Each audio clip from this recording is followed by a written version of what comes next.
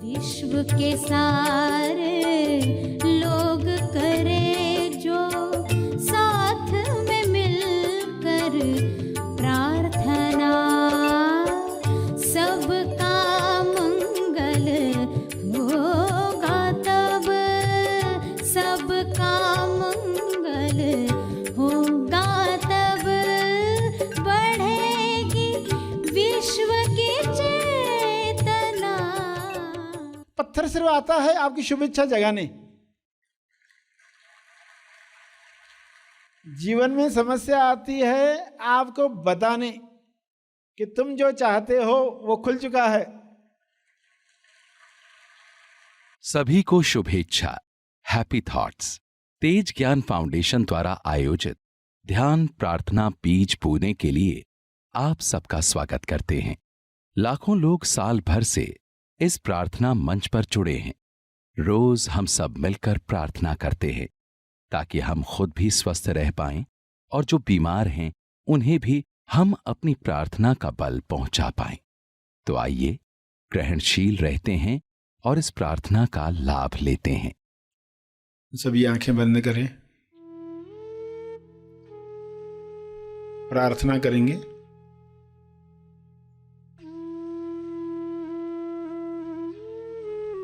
हे परमेश्वर,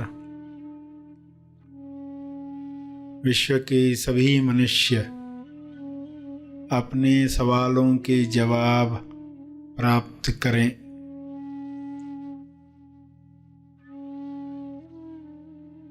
सभी मनुष्य अपने जवाबों को साथ में लेकर आगे की यात्रा करें।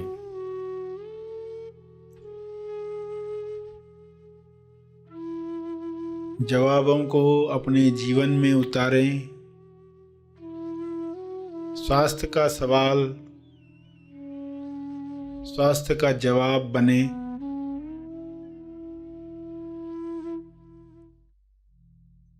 सभी को यह जवाब अनुभव से प्राप्त हो।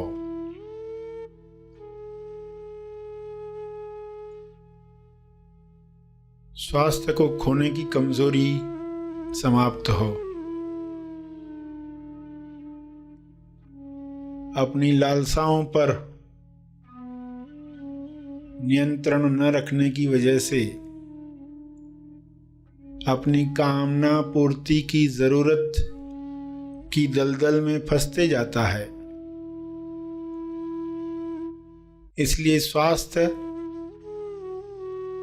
समाप्त होता है, बीमारियां घेर लेती हैं। सभी मनुष्य यह स्वबोध से जाने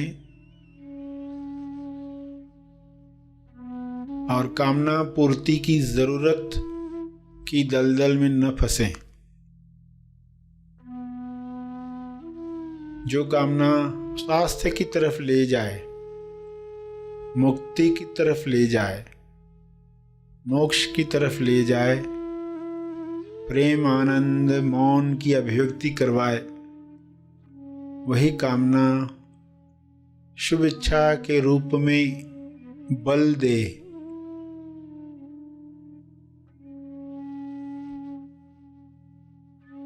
सभी इस बल को प्राप्त करके एक दूसरे को मदद करें, भाईचारे के साथ जीवन जिएं।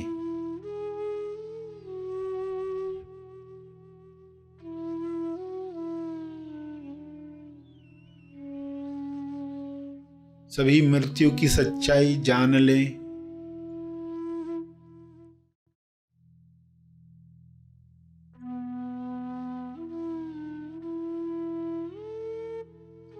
मृत्यु की सच्चाई को जुठलाकर लोग जीवन से हाथ धो बैठते हैं, स्वास्थ्य से हाथ धो बैठते हैं।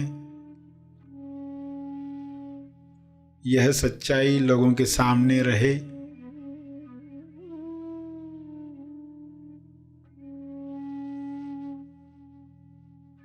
इस सच्चाई को सामने रखने की वजह से लोग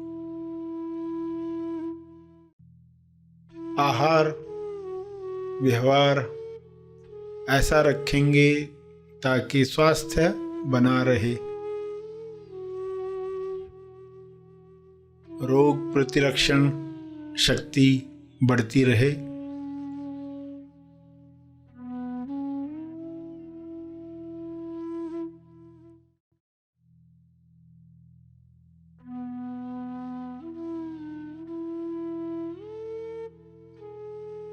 मौत की सच्चाई जागृति बढ़ाए।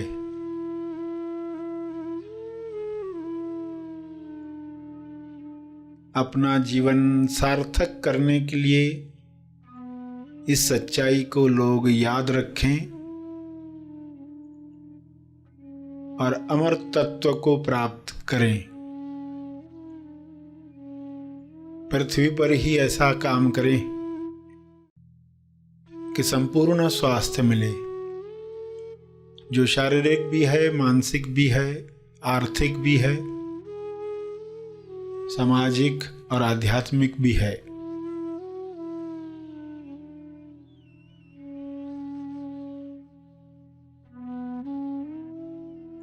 संपूर्ण स्वास्थ्य सभी का जन्म सिद्ध अधिकार है। सभी को यह अधिकार प्राप्त हो। सभी अपनी कमजोरियों से ऊपर उठें। मानसिक कमजोरियां,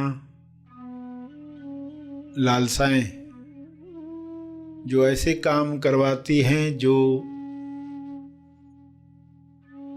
ज़मीर नहीं मानता, विवेक नहीं मानता, फिर भी लोग कर गुजरते हैं, क्योंकि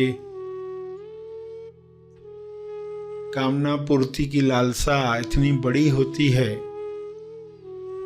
कि आत्मनियंत्रण रह नहीं पाता। सभी को आत्मनियंत्रण की शक्ति मिले, सभी को आत्मज्ञान की शक्ति मिले, सभी को ध्यान की शक्ति मिले। सभी इन शक्तियों का सकारात्मक उपयोग करें और इन शक्तियों का बल तपर्पण करें, ताकि और शक्तियों को काम करने का मौका मिले। सभी का कल्याण हो, सभी का मंगल हो। इसी में मेरा मंगल भी है, इसी में परिवार का मंगल है।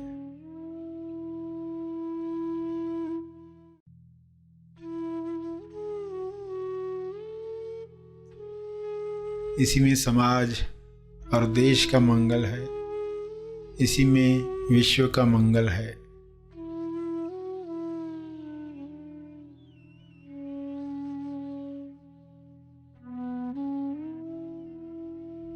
ऐसी अंडरस्टैंडिंग सबको मिले। सभी इसी समझ के साथ प्रार्थना करें। सभी अपने शब्दों में प्रार्थना करें।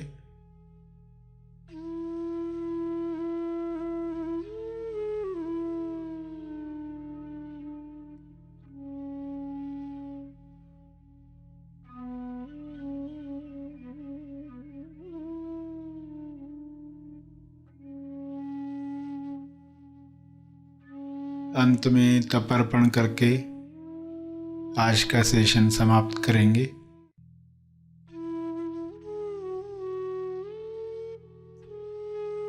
जो बैठे रहना चाहते हैं वे बैठे रहें। प्रार्थना का लाभ हमने लिया। जो आगे के कार्य में जाना चाहते हैं वो आगे के कार्य में जाएं। जो और थोड़ा समय बैठ सकते हैं वो अवश्य बैठें, एक चेतना संदेश सुनने के लिए। आइए सब ग्रहणशील होते हैं। आपको निरंतरता का गुण अपने अंदर लाना है। श्री राम निरंतरता से चलते रहे और समुद्र आने के बावजूद भी कार्य नहीं रुका। जब आप अपने लक्ष्य की तरफ लक्ष्मण के साथ निरंतरता से कार्य करते हैं, क्योंकि श्री राम जी का जन्म जिस पर्पस से हुआ था वो निरंतरता के गुण की वजह से पूरा हुआ। 14 साल में रावण मरा, निरंतरता से कार्य चले। होता क्या है, एक इंसान पहाड़ पर जा रहा है, उसके पास मैप है, नक्शा, उसके पास पुस्तकें हैं और कुछ खाना पीना, उसको खजाना ढूंढना है। अब वो ऊपर चढ़ रहा है तो क्या होता है, कहीं पर वो थोड़ा एक स्थान ढूंढकर बैठा है और एक बड़ा सा पत्थर लुढ़कते हुए आया, घबरा गया। अचानक कोई जीवन में मुसीबत आती है तो इंसान घबरा जाता, अरे ये क्या हो गया, ये तो हम उम्मीद नहीं कर रहे थे। उस वक्त उसको लीला करके देख नहीं पाता इंसान।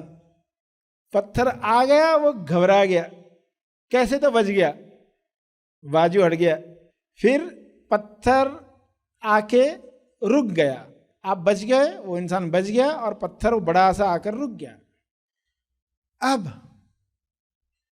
चूंकि पहाड़ी इलाका था, बीच बीच में बारिश हो रही थी, कैसा वातावरण होगा, सब मुसीबतों के बीच अब तो पत्थर भी आया। तो आपके मन में इच्छा जगी, अरे कोई ऐसा स्थान मिले जहां पर मैं आराम से बैठकर नक्शा पढ़ पाऊं और जो पुस्तकें लाया हूं वो पढ़ पाऊं, ऐसा स्थान मिले, ये शुभ इच्छा आपके अंदर जगी। पत्थर जब आया, आपकी इच्छा कितनी बढ़ गई, अरे ये होना ही चाहिए, अब एक ऐसा सुरक्षित स्थान मुझे मिलना चाहिए। मगर अब फिर ध्यान जा रहा है उस बड़े पत्थर पर, उस पत्थर में नुकीले कोने बाहर आए हुए, अरे बाप रे, लगता था तो क्या हालत होती थी मेरी, इसके में नीचे आया होता तो क्या हुआ होता। अब रहस्य इंसान को मालूम ही नहीं हो सकता। एक इंसान क्या करेगा, कहेगा कि मैं वापस जाता हूं, और एक कहेगा मैं निरंतरता से ऊपर चढ़ता हूं। अब ये दो इंसान, एक ने निरंतरता को चुना, उसने क्या कहा, मैं ऊपर जाता हूं, क्योंकि उस पत्थर की वजह से उसके मन में इच्छा जगी, एक सुरक्षित स्थान मिलना चाहिए जहां मैं अच्छे से स्टडी करके सही जगह ढूंढ पाऊं खजाने की। अब जब वो ऊपर जाता है तो रहस्य खुलता है। रहस्य क्या खुलता है, वह पत्थर एक गुफा के मुंह पर रखा हुआ था, एक गुफा के मुंह पर रखा हुआ था। गुफा बंद थी, उसी से तो पत्थर आया बाहर, बारिश की वजह से, हवाओं की वजह से, जमीन कमजोर होने की वजह से। यानी वो समस्या थी कि समाधान था। एक्चुअली क्या हुआ इस कहानी में, इस एनालॉजी में आप गौर करोगे, क्योंकि ये बातें समझाना कठिन होती है, समझना कठिन होती है, भूलना आसान होता है। समझ भी गए आज तो कल भूल जाते, इसलिए किसी एनालॉजी के द्वारा, उदाहरण के द्वारा, ताकि आपको हमेशा याद रहे कि जो समस्या का पत्थर आ गया, इसने आपके अंदर इच्छा जगाई, सुरक्षित स्थान ढूंढना है। अब इच्छा तो जगी, मगर इच्छा जगने के साथ आपको पता नहीं है कि स्थान खुल चुका है। मगर उस वक्त क्या गलती होती है, हम उस पत्थर को देखते रहते, टॉस भी किया, अच्छा स्थान मिलना चाहिए। अब जितना वो उस पत्थर को देखेगा उतना क्या होगा, उसकी निरंतरता समाप्त हो जाएगी। उस पत्थर को देखकर उसने निर्णय बदल दिया। ये फाइन लाइन है, पत्थर को कितनी देर देखना है और कितनी देर के बाद छोड़ देना है देखना। पत्थर सिर्फ आता है आपकी शुभ इच्छा जगाने। जीवन में समस्या आती है आपको बताने कि तुम जो चाहते हो वो खुल चुका है।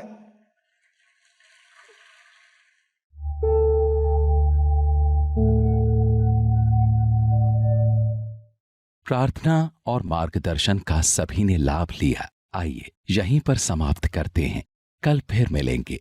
तब तक के लिए धन्यवाद।